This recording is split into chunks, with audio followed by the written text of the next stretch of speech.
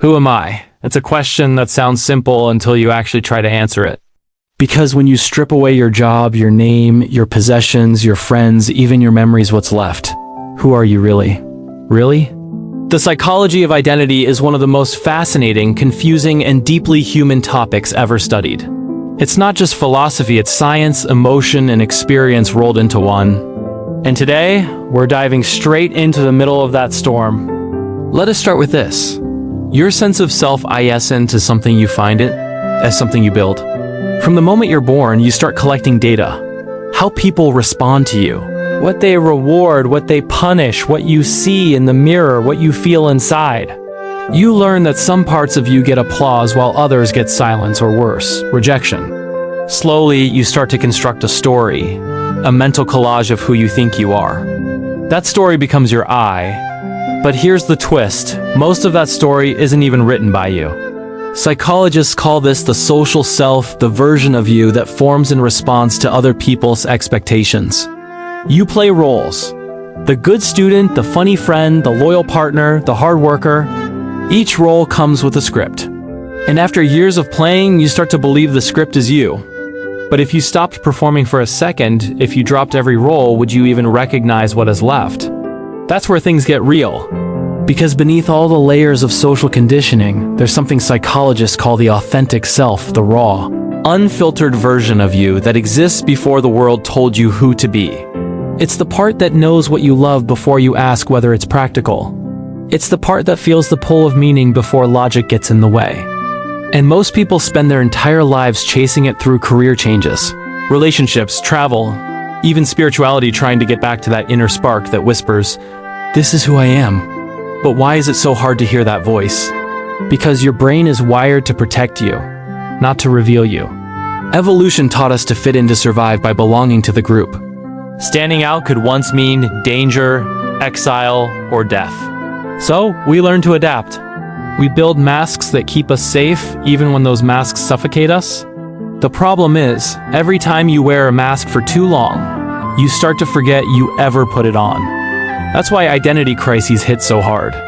When the mask cracks, when your job ends, your relationship falls apart, or your old beliefs stop working, you're suddenly naked in front of yourself. You realize you've been living a version of your life that no longer fits. That moment hurts like hell, but it's also pure gold. Because in that chaos, you finally have a chance to rebuild consciously from the inside out. Carl Jung called this process individuation, the lifelong journey of becoming who you truly are. It's not about becoming someone new. It's about uncovering what was always there but buried under fear, expectations, and noise. You don't find yourself by changing everything around you. You find yourself by changing how you see. But let's be honest, it's not easy. The ego, the voice in your head that says, "I am this" or "I am that," doesn't want to die. It clings to labels. I'm an artist. I'm a failure. I'm smart. I'm broken.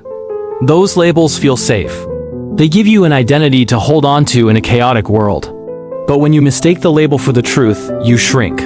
You limit what you can become. The mind wants certainty. The soul wants freedom. And sometimes those two want completely different things. Here's something powerful. Your identity isn't fixed. It's fluid. You are not a noun, you're a verb. You are a process unfolding, constantly shifting, learning, and evolving. The person you were 5 years ago would probably not recognize the person you are now, and that is okay. In fact, that's growth. The problem isn't that we change, it's that we resist the change. We grieve our old selves instead of honoring them as stepping stones to who we're becoming. Psychology teaches us that our sense of self is built on 3 pillars. Self-image, how you see yourself. Self-esteem, how you feel about yourself. And self-concept, what you believe to be true about yourself. The balance between those 3 defines how you show up in the world. When your self-image doesn't match your reality, you feel lost. When your self-esteem crumbles, you doubt your worth. When your self-concept becomes rigid, you stop growing. But when you start aligning them, when how you see yourself matches how you feel and what you believe, you move in sync. You start living as one whole person instead of a fragmented collage of contradictions. So how do you start? The first step is radical honesty. Not the Instagram version of authenticity, but the kind that burns a little. Ask yourself, What part of my life am I performing right now? What am I pretending to love because others expect me to? What am I avoiding because I'm scared it'll change everything? Those answers won't always be pretty, but they'll be real, and that's the doorway to freedom. The next step is curiosity. Instead of asking, who am I supposed to be? Ask, who am I becoming? Treat yourself like a mystery worth exploring. Try new things, fail often, listen to what lights you up. Don't lock yourself into a single identity. Be flexible enough to rewrite your story as you evolve. The truth is, your identity isn't found in the answers as revealed in the questions you keep asking. And here's the secret most people never realize: you don't have to know who you are to live meaningfully. You just have to be present enough to notice who you're being in each moment. Identity is not a destination, it's a practice. It's every choice you make, every boundary you set, every time you decide to act from truth instead of fear. You don't need to figure yourself out to start living. You become yourself by living. The psychology of who am I isn't a problem to solve, it's an invitation to wake up. To see that you are more than your name, your past, your opinions, or your trauma. You are the awareness behind all of it, the observer, the experiencer, the one who notices it all. The real you is not the story, it's the storyteller. So the next time you catch yourself spiraling in self-doubt, stop chasing an answer and just breathe. You are not lost. You are unfolding. Every chapter, every mistake, every reinvention is part of the masterpiece that is you. And if this hit home for you, if something deep inside you whispered, yes, that's me, then don't let it stop here. Hit that like button, drop a comment about where you are on your journey, and subscribe if you want to go deeper into the psychology of self, identity, and growth. Because this channel isn't just about ideas, it's about transformation. You don't have to have it all figured out to start. You just have to start showing up as the real you, flawed, raw, curious, and alive. That's the magic of it. The journey to who am I doesn't end with an answer, it begins with a decision. To be fully, unapologetically, and consciously yourself. So go ahead, ask the question.